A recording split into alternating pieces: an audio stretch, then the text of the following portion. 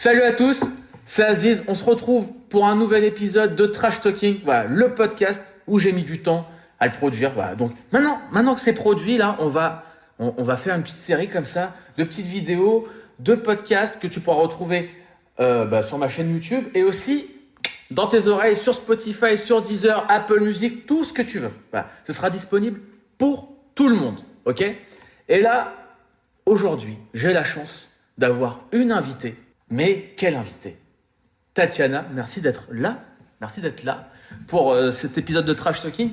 Est-ce que là, pour les gens qui nous regardent, tu peux te présenter? Oui. Alors, on est là pour... je l'explique parce que j'essaye de détendre un petit peu l'atmosphère. Tatiana est très stressée. Voilà. On se détend, on est à l'aise, on est cool. C'est pas une poésie. On est dans la bienveillance. Présente-toi, prends le temps qu'il faut. De toute façon, les gens, ils vont regarder quoi qu'il arrive, sinon je les défonce. Merci de me recevoir dans Trash Talking. Je m'appelle Tatiana, j'ai 27 ans. Je suis entrepreneuse et de formation biologiste dans la recherche. J'ai créé un média de vulgarisation scientifique qui s'appelle Cortex et j'ai tout un parcours dans les sciences. Ok. Et j'ai eu un petit pied aussi dans la musique, c'est aussi pour ça que tu m'as invité. C'est aussi pour ça que je t'ai invité. Parce que du coup, le but de Trash Talking, c'est aussi d'aller à la rencontre de personnes qui ont réussi à lier leur passion et leur vie professionnelle. Donc là, c'est un petit peu particulier parce que tu fais de la musique, t'es pas musicienne de métier, non. Mais tu arrives quand même à trouver des petits ponts, des petits liens qui font écho au monde de la musique. C'est ça, oui, en c'est gros. Ça. Ok. Oui, c'est ça. Parce que du coup, alors j'ai appris ma leçon, mais c'est que du coup, le Cortex, c'est un petit peu une vulgarisation du monde de la science. Dis-moi si je me trompe. Hein. Non, c'est ça. Et du coup, t'amènes les gens à découvrir la science d'une autre façon, de manière plus pédagogique, c'est ça? Oui, c'est ça. Et d'où t'es venue l'idée de faire ça? Ça m'est venu pendant le confinement, donc je pense que beaucoup d'entre nous ont fait des trucs pendant le confinement. Ouais. Donc pour ma part, j'ai créé un blog qui s'appelait La Laborantine, et à partir de là, j'ai commencé à publier des articles de divulgation scientifique. Et d'autres personnes sont greffées au projet. Donc on a eu des traductrices, on a eu un développeur web et on a grossi, des chercheurs aussi. Ok. Et tout ça, ça a formé Cortex. Ok. Donc ce sont directement les chercheurs qui font de la vulgarisation scientifique et pas des journalistes. Ok. Donc il n'y a pas de biais d'information. D'accord. Et en même temps, on forme des chercheurs à faire de la vulgarisation et à dialoguer directement avec tout le monde. Alors du coup, vous formez des gens de sorte à ce qu'ils rendent les choses plus simples? Voilà. D'accord. Parce que les chercheurs sont réputés pour pas énormément savoir dialoguer avec les gens, ou ont un petit peu de mal à exposer leurs travaux, leurs idées. Okay. Et nous, on les aide du coup à faire ça, à faire ce travail. C'est hyper intéressant parce qu'au final, même si tu prétends un petit peu tout savoir, il y a quand même des manières d'apporter les choses. Donc, par exemple, là, si je suis un méga chercheur, comment tu fais pour me décoincer, pour me rendre plus cool et plus abordable? C'est pas si simple que ça. Non, ça passe par plusieurs étapes. Déjà, moi, je dialogue beaucoup avec eux. Et puis, on commence à faire des écrits, à essayer de produire un premier article. Et il y a plusieurs filtres. Donc, ça passe par moi, mais ça passe aussi par une journaliste expérimentée qui travaille chez Prisma Media. Et tout ce travail d'équipe permet au fur et à mesure aux scientifiques d'arriver à faire de la vulgarisation derrière. D'accord. Non, c'est trop bien. Du coup, c'est un petit peu genre la chaîne dealer de métal pour la science, quoi. Oui, c'est un peu ça. Ok, cool. Ok. Et du coup, est-ce que tu peux m'expliquer par où t'es passé avant d'être méga biologiste de ouf de l'internet web? Là, t'as quand même un passé en tant que musicienne. Le cursus scolaire, par où t'es passé? Du coup, j'ai envie de savoir. Alors, j'ai fait un bac qui maintenant n'existe plus. C'est un bac scientifique. Ok. Petite pensée à tous ceux qui ont fait bac S. On est ensemble. Voilà. Ce bac n'existe plus. Donc, je suis passée par un bac S. Et ensuite, j'ai fait une licence du sciences du vivant. Donc, c'est une licence qui est assez pluridisciplinaire. Je me suis orientée surtout en biologie et en informatique. Après ça, du coup, j'ai fait un master à Cergy, à Cergy-Pontoise, où c'était de la biologie moléculaire et cellulaire, du micro-environnement, donc un titre très compliqué, pour dire qu'en gros, j'étudiais la communication entre les cellules, et comment elles se sentent bien, comment elles communiquent entre elles, et comment ça se passe dans notre organisme. D'accord. À partir de là, du coup, j'ai fait le contrôle d'agenda scientifique qui était sur la fin de mon master. Donc je jonglais beaucoup, parce que j'ai beaucoup travaillé à l'étranger, donc je jonglais entre l'étranger, mon master et le concours, que j'ai réussi. Et au final, j'ai refusé le contrat, ce qui ne me convenait pas, malgré ma réussite au concours. Et du coup, si c'est pas trop indiscret, pourquoi du coup ça te convenait pas? Parce qu'il y avait des conditions qui convenaient pas à ma façon de voir le monde des sciences. Et le mode militaire qui était imposé par le contrat, finalement, n'allait pas avec ce que je voyais, ma façon de pratiquer. Donc j'ai décidé de refuser. D'accord. Et du coup, à partir de là, t'es parti sur autre chose? Je me suis dit, vas-y, continue tes études. T'as rien à faire, alors vas-y. Ouais, dans le doute. Donc j'ai enchaîné avec un autre master derrière, mais au Muséum de Paris. Et là, j'ai fait de la systématique et évolution, mais spécialisée en entomologie. Donc pour expliquer, pareil... Ouais, parce que là genre j'ai dit oui, mais... Merde. Quoi? En gros, c'est pour étudier les liens de parenté entre espèces. Ok. Et je m'étais spécialisée dans un domaine qui était l'étude des insectes, mais pour tout ce qui est étude au niveau de la toxicologie, donc quand quelqu'un tombe malade ou qui a un problème au niveau sanitaire dans n'importe quelle condition, ou aussi pour la mort des personnes, dater la mort des personnes avec les insectes. D'accord. Putain. Ok. Voilà. Donc ça, c'est mon parcours. Du coup, c'est vachement stylé. Ok. Et du coup, je crois que tu fais de la batterie aussi? Oui. C'est hyper important de savoir ça. La musique, c'est jamais arrêté, que ce soit... j'ai commencé à avoir un groupe au lycée, donc j'avais un groupe de punk. Cool. Et j'ai toujours fait de la musique, donc de la batterie, de la guitare, mais la batterie reste mon instrument principal. Cool. Ok. Et du coup, alors le fait que tu sois là aussi, c'est qu'on avait discuté beaucoup en amont, parce qu'on se connaît aussi déjà d'avant. Oui. Et justement grâce à la musique. Et moi, quand j'ai découvert Cortex, j'ai trouvé ça hyper intéressant dans le sens où l'approche des sciences, moi qui suis pas ultra scientifique et qui me sens un petit peu largué, je me suis senti appelé. Donc déjà, je pense que c'est un petit peu le but de Cortex. Mais il y a... Alors je sais plus si l'article était sorti ou si on en avait discuté avant, mais tu avais fait un article sur l'impact de la musique sur notre cerveau. Oui. Et du coup, j'aimerais aujourd'hui, là, parce que les gens qui nous regardent aiment la musique, je pense qu'ils écoutent la musique à blinde dans les oreilles, chose qu'il ne faut pas faire. Ou du moins pas si longtemps.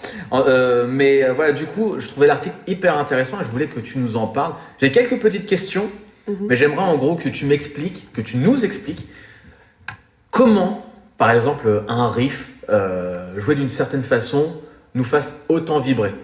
Ok. Alors déjà, il faut comprendre comment la musique rentre dans notre oreille, parce que c'est tout un processus. Donc pour les petites notions, quand on met des écouteurs ou quand on met un casque, on a une onde qui se produit, donc c'est une onde de pression.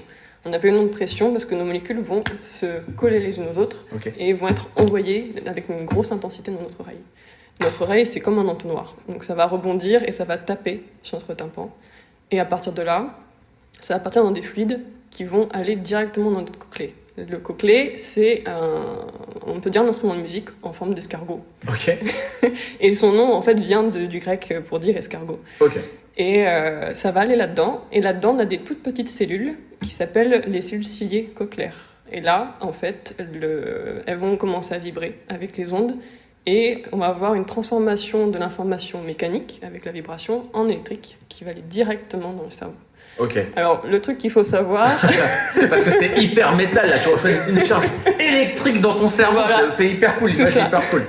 Et le truc qu'il faut savoir, c'est qu'il ne faut pas mettre la musique hyper fort ou pas mettre de boule de caisse quand on va à un concert, c'est qu'on n'a que 20 000 cellules dans nos oreilles. Alors qu'en comparaison, quand on a, par exemple, les cellules de la vue, on en a des millions. D'accord. Donc, si on n'en nie que quelques-unes, ou si on en abîme quelques-unes, c'est moyen. Ok. Elles sont pas remplacées. Ouais, ça revient pas, d'accord. Elles sont pas remplacées. Ok, donc on en a pas beaucoup. Voilà. Et il faut faire attention. Voilà, c'est ça. Faites attention, les gars. Du coup, il faut se protéger les oreilles. Il faut se protéger les oreilles. Mais du coup, alors, par exemple, est-ce que les bouchons orange, tout bête, c'est la solution? Parce que du coup, t'as quand même ce compromis où t'entends rien avec ce type de bouchon-là. Et du coup, t'en as beaucoup, dont moi, qui ont des bouchons moulés. Est-ce que toi, tu conseillerais quoi, par exemple? Alors, je suis pas spécialiste là-dedans. Tout ce que je peux dire, c'est que, en tous les cas, ça va faire un filtre et ça va éviter aux cellules d'avoir trop d'impact. Parce que c'est elles qui vont recevoir les ondes directement et qui vont produire le circuit électrique. Du coup, il faut un minimum les protéger. Après, pour ce qui est la forme, c'est... c'est... Donc on a cette décharge dans le cerveau, un truc vachement métal, mais ça doit taper dans des zones de notre cerveau qui ça plaît.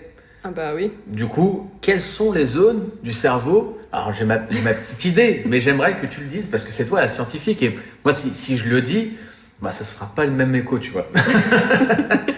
Alors oui, on a plusieurs zones. On a l'hippocampe, on a l'amygdale, on a le cortex orbitofrontal et la partie surrénale donc, qui est beaucoup plus loin. Et tout ça va permettre, donc, c'est des ondes électriques, donc ça va permettre de fuser dans tous les sens et de libérer des hormones. Donc les hormones qu'on connaît, on connaît plus ou moins tous, donc la dopamine, on sait plus que c'est l'hormone du plaisir. On a la noradrénaline, l'adrénaline, pareil, celle-là en général, les gens la connaissent bien. Et la sérotonine. D'accord. Donc ça, c'est toutes les hormones qui sont relarguées quand on écoute de la musique. Donc ça, c'est genre le cocktail, genre le petit Long Island, que le cerveau déguste quand t'écoutes par exemple Metallica ou Slipknot. C'est ça, donc ça fait un gros relargage niveau feu d'artifice dans le cerveau. C'est cool. L'image, elle est cool. Parce que c'est vrai que... Alors, il y a beaucoup de gens aussi, parce que dans l'article, si je me souviens bien, t'expliques qu'à un moment, il y a aussi des gens qui n'aiment pas la musique. Et que c'est une forme de maladie. Mais c'est quoi le cheminement qu'ils ont pour ne pas aimer? Enfin, je dois écouter de la musique tout le temps, sinon je vais mal, tu vois. Et je me dis, putain, il y a des gens quand même, ils peuvent pas écouter de la musique parce que du coup, ça leur fait du mal. Mais pas parce que la musique est nulle, mais parce que dans leur cerveau... Comment ça s'explique? Alors ça s'appelle l'amnésie, donc c'est quelque chose qui n'est pas encore très très bien étudié. Donc on sait juste que ça peut être soit désagréable pour quelqu'un, donc soit il trouve ça pas super et dans ce cas il n'écoute pas la musique, soit ça peut vraiment lui créer une souffrance en fait d'écouter de la musique. D'accord. Et ça c'est 1,5% de la population, ce qui est quand même pas rien au final. Et on n'a pas beaucoup plus d'informations que ça, hormis que c'est une anomalie génétique qui impacte directement sur le cerveau. D'accord. Et c'est quelque chose qui a été découvert il n'y a pas si longtemps que ça et qu'on essaie encore de comprendre. D'accord. Donc on a ça, on a cette maladie qui est encore étudiée. Et moi, ce que j'essaie de comprendre, même si je suis un gars qui écoute beaucoup de musique, qui essaie d'écouter des choses diverses et variées, j'ai quand même un style, on va dire le métal de manière générale, qui me procure une réelle satisfaction quand j'écoute ça. Est-ce que du coup il y a des types de sons, comment expliquer ça, des types de gammes, par exemple cette gamme là elle va te procurer ça, ça va te procurer ça. Est-ce que ça a été fait pour provoquer cette émotion là, ou c'est après où les mecs se sont rendus compte que Alors non, on s'en est rendu compte en fait que tout ce qui était tout ce qui était dans les graves était censé produire du coup du plaisir et rendre joyeux et enthousiasmant, alors que toutes les gammes mineures du coup étaient plus pour avoir des émotions tristes, un peu mélancoliques Donc on a découvert ça vraiment au moment où les études au niveau du cerveau ont démontré que la perception de la musique était au même endroit que le langage. C'est aussi pour ça que on a plein de traitements maintenant qui sont faits à base de la musique pour des maladies ou pour des dysfonctionnements cérébraux. Par exemple, qu'est-ce qui se soigne avec la musique? Parce que du coup, je dois être en super forme de ce niveau, de ce côté-là. Tu as Alzheimer, Parkinson aussi. En général, les maladies neurodégénératives, elles sont pas mal utilisées du coup avec ce qu'on appelle la musicothérapie, donc l'utilisation de la musique, et la dyslexie aussi. Ça commence à démocratiser le fait d'utiliser la musique pour les dyslexiques. D'accord, dans le sens où pratiquer la musique ou d'écouter la musique? Les deux. Les deux. Parce que, comme je te l'ai dit, la musique est localisée dans la même zone que la zone de langage. Donc, pour la dyslexie, par exemple, la dyslexie, c'est des difficultés à lire et à écrire. Et dans ces cas-là, en fait, c'est très spécifique. Il y a plein de formes de dyslexie différentes, et puis ça varie beaucoup en fonction des langues aussi. Alors que la musique est universelle. chose qui est très très bien. Ok, cool. Donc le fait d'écouter de la musique et de pratiquer de la musique, ça permet à ces enfants ou à ces personnes de muscler cette partie du cerveau et de pouvoir améliorer du coup leur capacité dans l'écriture et dans la lecture. D'accord. C'est pour ça, enfin, moi qui me traîne un petit peu beaucoup sur le net, donc je pense que les algorithmes, tout ce qui est lié avec la musique, ça m'est balancé comme ça aux yeux. Et j'ai souvenir de cette vidéo-là d'un vieux monsieur qui avait Alzheimer, où on lui fait écouter je sais plus quel morceau, et en fait, il revit. On sent vraiment qu'il se passe quelque chose en lui, alors que pendant 2 minutes dans la vidéo, quand tu lui parles, le gars, il est plus présent. Donc du coup, c'est en rapport avec ça, en fait. C'est que la musique est liée à un type de langage, ou même liée à certains souvenirs qui font que le cerveau se rappelle par rapport à la dopamine et tout ce que ça a pu procurer, que genre ce petit appel-là, genre, alors je sais pas, en fait je réfléchis pendant que je parle, mais en gros, la musique est ce petit appel qui fait que tu redeviens qui tu es, ou ça te met un petit peu dans des états d'euphorie. Alors quand tu vieillis ou quand tu as Alzheimer, même Parkinson, dans tous les cas quand tu commences à grandir, tu as ta mémoire épisodique qui commence un peu à décroître. Donc c'est tout ce qui touche à mémoire au niveau temporel et dans l'espace. Donc en gros, tu sais plus trop ce que tu as fait avant il y a 5 minutes, et tu sais plus trop où tu te situes. Et donc tout ça s'aggrave du coup avec ce type de maladie-là. Et quand tu écoutes de la musique, ça va renforcer les connexions neuronales dans ces zones, et ça va les permettre de les solidifier. Donc quand une personne a Alzheimer, donc ce qui utilisé en musicothérapie, c'est qu'on va leur faire écouter de la musique pour recréer des souvenirs et pour solidifier ces connexions, pour plus que ce souvenir s'en aille comme ça au bout de 5 minutes. Putain, c'est clairement ouf. C'est ouf. La musique, c'est fou. C'est clairement fou, la musique. Mais est-ce que toi, dans ton parcours, t'as pu être confronté à ça, ou c'est vraiment juste pour l'article que vous êtes renseigné Non, c'est uniquement pour l'article. Ok. Après, comme tu as dit, la musique, j'ai toujours baigné dedans. Ouais, forcément. Et le cerveau aussi, c'est quelque chose que j'ai pas mal étudié. Donc du coup, les deux se croisent bien. Donc est-ce qu'on peut dire que pour rester en bonne santé, il faut écouter de la musique? Oui, complètement. Sauf si on a une anémie. Non, c'est quoi? Amnésie. Amnésie, pardon. Une amnésie. Je vais me faire défoncer dans l'espace commentaire. Ok. Eh ben écoute, moi, je suis content de savoir tout ça. Est-ce qu'on peut mettre le lien de l'article en description? Oui. Voilà. Comme ça, les gens pourront découvrir avec les mots spécifiques. Enfin voilà, c'est très bien expliqué. En plus, les illustrations sont cool. C'est toi qui les fais? Oui. Ouais. Oui. En plus, Tatiana a fait des super illustrations que vous pourrez kiffer. Moi, ce que je voulais savoir, c'est que je te connais. Là, je vois que tu as plein de tatouages. On est dans un monde, le métal, les femmes, etc. C'est un petit peu compliqué. Je me demande, est-ce que c'est autant compliqué d'être une femme qui travaille dans les sciences avec des tatouages, avec ce mode de vie-là? Je dirais pas compliqué, parce que les mentalités évoluent quand même un peu. Mais en tout cas, en France, ça y va doucement. Ok, un vieux diesel. La France est un vieux diesel. On a un vieux diesel. Ok. L'étranger, il n'y a aucun souci. Mais en France, oui, on y va doucement. Le fait déjà d'être une femme scientifique, il faut pousser un petit peu. Ouais. Et avec des tatouages, il faut pousser un peu plus. Ok. Mais on tend doucement vers une acceptation. Ok, ça c'est cool. Parce que moi, en fait, tu es clairement la seule personne que je connais qui est là-dedans. Et c'est vrai que du coup, je me suis posé la question parce que avec forcément tout ce qu'on voit, tout ce qui se passe, etc., je me suis dit, tiens, je vais poser la question à une femme parce que je n'arrive pas à répondre à cette question, moi, bizarrement. Tu vois. Donc, c'est cool. En attendant, est-ce qu'il y a des réseaux sociaux où on peut retrouver tout ce que tu fais? Est-ce que c'est un site? Alors, on a un site et on est sur tous les réseaux sociaux. Ok. Parce que je le dis, parce que les gens ne vont pas spécialement dans la description et ils se demandent, ils mettent dans les commentaires, où est-ce qu'on peut retrouver tout ça? Alors qu'il y a juste à défiler la description. Donc c'est pour ça qu'on le dit en live là maintenant. Donc écoutez bien avec vos oreilles. Électrique, métal dans le cerveau. On est sur Facebook, sur Instagram, on a le site aussi qui est disponible, on est partout.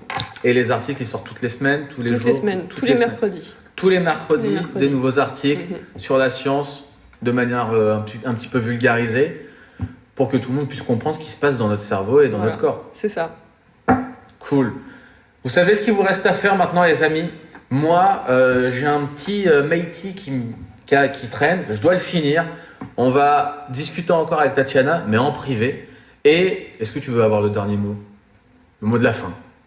Écoutez de la musique, c'est bon pour votre cerveau et contre concentration. Écoutez de la musique, c'est bon pour votre cerveau. N'hésitez pas à vous abonner. N'hésitez pas à suivre le Cortex. Et quant à moi, je vous dis à très vite pour encore plus de métal. Yeah!